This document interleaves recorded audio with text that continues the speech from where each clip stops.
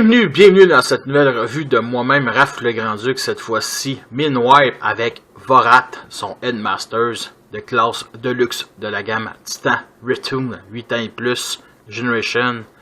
Et on a un très beau artwork ici, avec un peu du rose ici au-dessus de sa tête, sur le front, comparé sur le mode jouet, sûrement que c'est... moi je me dis il a abusé de l'énergon noir, peut-être pas. Et il y a aussi une visière tout au complet. Et sur le jouet sur la tête, il y a bien entendu, il y a une petite craque noire qui montre que c'est pas vraiment une visière complète, mais bien deux yeux. Fait qu'on a encore quelque chose d'assez spécial. C'est pas le même, aussi Woodward à peu près la même affaire. Et bien entendu, la continuation du artwork ici. Et une petite bio. Les décisions de jeunesse avec le maître pour des combats pleine puissance. Vorat permet à Minwipe de contrôler les processeurs centraux d'autres robots pour en faire ses serviteurs. Et ça, c'est carrément une affaire comme dans G1, dans les 3 premiers épisodes de pas les premiers épisodes, mais la saison 4 ou la série Headmasters. Et bien entendu, ici, on peut le mettre avec d'autres Decepticons de la vague 2. Bien entendu, il me donne une petite carte qui est le même artwork que sur la boîte.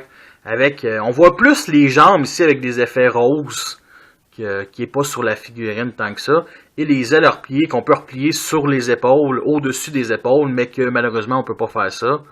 Et sur un champ de bataille, sûrement avec les autres Headmasters Autobots, et bien entendu, ces stats qui ne changent pas grand-chose.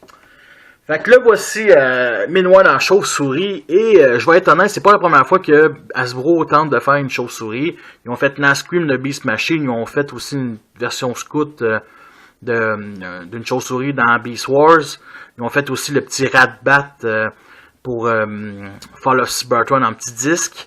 Et dans les 3 Headmasters Decepticons que j'ai,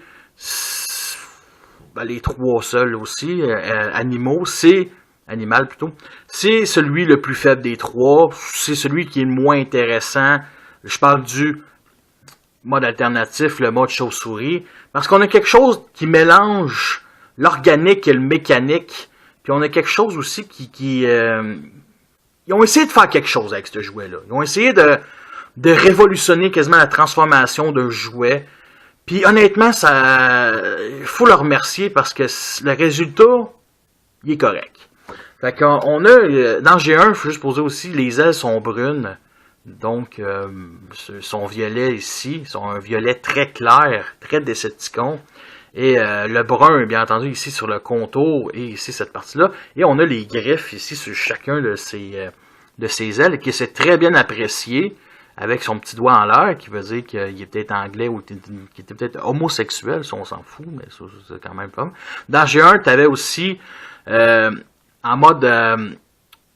ça, là, en mode, c'est chauve-souris. T'avais le Headmaster qui pouvait se mettre devant, qui était un gros cube rouge devant sur torse, et qu'on décidé de rendre d'une certaine manière hommage, mais pas en mettant un gros carré, on va dire, de même. Fait que c'est ici la place pour mettre le Headmaster, qui est en mode assis. Puis que j'aime beaucoup cette pièce-là, qui est transparente, avec, il y a des détails qu'on voit. Il y a même aussi un petit creux ici pour mettre la tête en mode robot. Bon, le numéro de série ici, vraiment dommage qu'il soit très présent. Ça aurait été le fun qu'il soit mis d'une autre place, ou tout simplement pas le mettre. On a bien entendu ici les pattes de chauve-souris qui forment les bras pour le mode robot. On a la queue ici qui est les 2 armes, le fusil basique et le genre de griffe Predator avec les 2 canons. Puis on a le torse ici en arrière du mode robot. Et j'aurais aussi un autre point négatif. On a les mains qui sont très apparentes ici. Et bien entendu les 2 pieds qui forment un peu les genres de boosters. Vu d'en avant, ça sort bien, mais vu d'en arrière, pas tant que ça. C'est un peu broche à foin, on va se dire. C'est un peu... c'est pas un mode excitant, là, tu sais. C'est vraiment pas. Puis bien entendu, il y a la tête ici qui est en plastique. Pas en plastique, mais qui est en caoutchouc. Qui est la tête au complet. Surtout aussi les ailes. Et aussi les ailes arrière ici qui sont en caoutchouc. Et aussi, les ailes aux extrémités sont tous les deux en caoutchouc. Et bien entendu, le mâchoire ici qui peut s'articuler, comme ça. Pour un mode animal, qui habituellement ont souvent des articulations souvent les mêmes en mode robot, il n'y a pas grand chose qu'on peut vraiment articuler. Il y a ça ici qu'on peut refermer sur lui-même. Comme ça. Mais en faisant ça, ça sort bien entendu les pieds ici. Fait que Batman... ouais, Batman, on peut dire ça. Il y a 2 trous 5 mm ici. Qu'on peut mettre n'importe quoi, des armes, des missiles.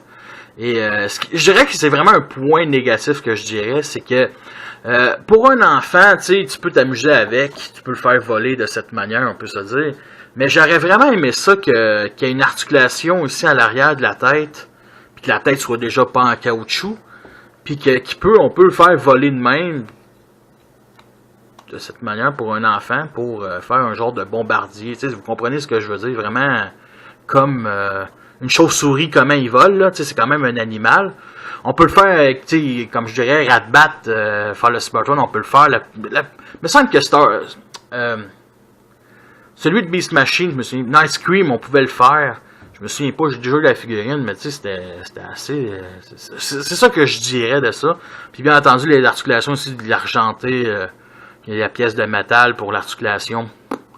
J'aurais aimé ça que ça soit noir, c'est vraiment spécial. Et le voici avec Skullcruncher et White Wolf.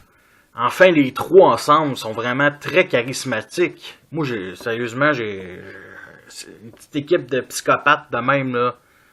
J'aime ça. Ils sont vraiment très beaux. Mettre un peu de côté. Je vais dire ici de cette manière. Et pour ceux qui se souviennent, dans un épisode de G1, Midway est un personnage qui est pas vraiment populaire dans les jouets, mais il y a eu une version Revenge of the Fallen qui est sortie en classe voyageur, qui est un jet furtif de ce genre-là, que je vous ai pas encore fait la revue, fait que c'est Midway. C'est le même personnage, la même personnalité, c'est un guerrier qui utilise son mental pour se battre. Et voici le même jouet avec un fan mode chauve-souris. Fait qu'avant de commencer la transformation, on va enlever le petit Titan Masters ici. Comme ça. Et l'enlever, c'est un peu, on va se dire, un peu compliqué. Bon, comme ça. Je vais vous montrer l'intérieur. On voit un siège. Et c'est tout. Bien entendu, il y a le petit peg, le petit trou ici pour mettre, pour que le personnage, le Titan Master, le Headmasters, ne puisse pas bouger de 1000 façons dans le petit cockpit. Fait qu'on va le refermer comme ça. Le petit Headmasters, malheureusement, si dans la première vague de Deluxe ou même de Voyageurs, on avait du détail sur le visage, ici, c'est rien. Il n'y a rien. Le torse me rappelle beaucoup Minwipe, avec du mauve et du noir, avec la tête ici, comme ça. Tourner la tête, comme ça, et on va le mettre de côté. Fait que pour la transformation, on va commencer par détacher les ailes ici. Bon, on va enlever le canon en premier parce qu'il va s'enlever tout seul. Fait que les ailes, on les détache ici. Il ne faut pas oublier que ici dans ce petit trou-là noir, qu'on ne voit pas. L'autre bord aussi. Comme ça. Eux autres, on va venir descendre comme ça. Puis on va former les jambes. Fait qu'on va sortir les pieds ici. On va venir mettre ça. Et bien entendu, ce petit peg-là, ici, dans ce trou-là. Fait que on fait ça. Et c'est supposé bien s'éclipser. Comme ça. L'autre bord ne fait pas exception.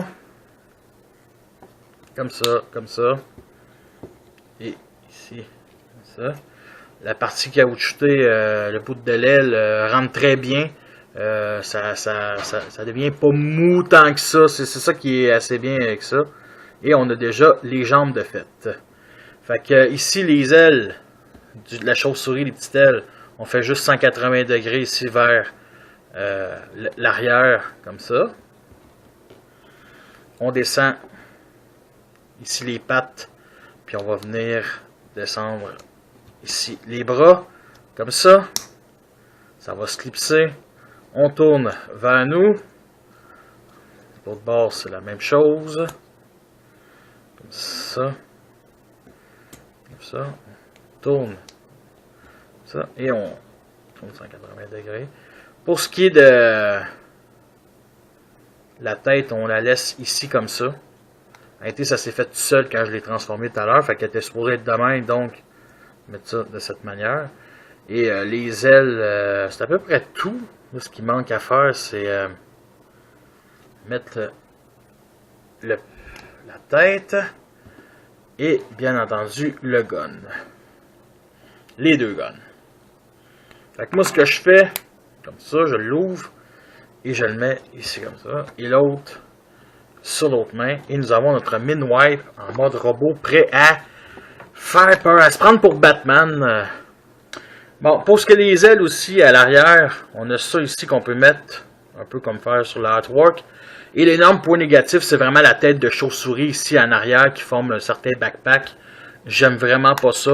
Bien entendu, si vous pouvez l'enlever puis crisser ça au bout de vos bras si ça vous intéresse, vous formez un backpack qui est très intéressant avec ici. On peut même rajouter un Headmasters, un autre de plus. Le visage est vraiment fantastique. Je le trouve très beau. Même s'il ne ressemble pas sur l'artwork, sur la boîte, je le trouve vraiment très bien. C'est magnifique. On a bien entendu un violet, un mauve avec du noir. C'est surtout ça la couleur. On a le brun qui nous monte un peu ici sur juste au-dessus des pieds. Et c'est plus présent bien entendu sur le gun ou sur les ailes qui sont caoutchoutées. Tu sais, il y a bien du monde qui capote sur le caoutchouc ici. Moi, je trouve ça ce qui est bien correct. Moi, ce que je dirais, c'est vraiment... Il y a vraiment des grosses jambes comparé au reste du corps. Les bras sont corrects, mais le torse ici, j'aurais aimé ça quelque chose d'un peu plus massif. Mais en même temps, c'est ce qui ressemble dans la série, tant qu'à moi. Un beau symbole Decepticon ici, qui reste classe. On a beaucoup de détails ici sur le bas du torse, que malheureusement, vu qu'il est noir, on voit pas énormément. Il y a aussi la patte ici que j'aurais pas détesté qui sortait parce que ça vient mettre dans les ailes ici. Fait que on voit que le mode officiel peut se mettre de même plutôt. Mais tant qu'à moi, c'est bien mieux de même. Ça donne un peu plus de, on va dire, de grosseur au haut du corps. Qui soit un peu plus large. Moi, je trouve ça vraiment mieux tant qu'à moi. Le gun qui est aussi la tourelle. On a le plus petit, il est vraiment très beau. Mais semble que dans le jouet G1, il ressemble beaucoup à ce gun-là avec le chargeur ici. Bon, il y a deux pièces creuses ici sur chacun de ses bords, mais le reste, non, il est bien correct. Il est comme celui de Skullcruncher. Pour ce qui est de la tourelle, ça justement, la fameuse tourelle qui peut se mettre sur Sunwave ou futur Triptychon, que j'ai tellement hâte d'avoir, qu'on peut... il me semble que le mode officiel de la tourelle, c'est ça. À peu près. Moi, ce que je fais, c'est que je le mets un peu plus sur un certain angle, la genre de griffe, pour former une défense pour la tourelle. Un peu comme ça. Pour que ça fasse un peu plus de vie. Pour des plaques qui protègent le Headmasters. Tant qu'à moi, c'est bien mieux de même. Sinon, on peut mettre le fusil ici comme ça. Et ça, on peut le mettre un peu plus haut. Puis ça peut faire, comme je disais, une plaque protectrice. Et bien entendu, on peut on peut le mettre de plusieurs manières, bien entendu, sur les mains. Et il y a des trous semi-millimètres sur le côté ici. Fait qu'est-ce qu'on peut faire, c'est ramener ça ici à l'intérieur. Et former une genre de... un gros gun. Ben, un gros gun. Pas tant que ça, mais un genre de gun à deux mains. Tourelle, mitraillette. Ça fait pas tant que ça. Sinon, si vous aimez pas ça, on peut le mettre sur chacun des bras. Et on peut le mettre ici chacun. Comme ça. Malheureusement, ici, ça rentre pas profondément. Donc, ça sort un peu. Ça a été le fun qu'il soit un peu plus profond. Et bien entendu, le gun ici, comme ça. Lui, avec le chargeur, bien entendu, ça fait comme là. Fait que c'est pas fait pour être là. Pour ce qui est des articulations, bien entendu, ici, il est sur bas joint. Il peut bouger jusque là. Sur pivot ici. Après, double articulation ici comme ça. La main, absolument rien. Non, vraiment pas. La tête, bien entendu, est sur bas joint. Il tient très bien à cause de la gimmick, c'est pas comme Scourge. Ici, les jambes peuvent bouger jusque là. Articulation au genou, bien entendu pivot sur la fourche. Oups, t'es en train de perdre la tête. Et le pied juste avant ou arrière, mais c'est une étape de transformation. Et si vous avez le couteau de Hound, Age of Extinction Voyager Class, il peut se mettre ici comme ça. J'aime beaucoup sa stabilité, ça peut faire une bonne position défensive ou attaquante, on va dire, comme ça. Ça reste très stable, il y a des gros talons ici. Avec ses longs pieds de clown, ça fait vraiment mieux comparé à son premier prédécesseur Skullcrusher.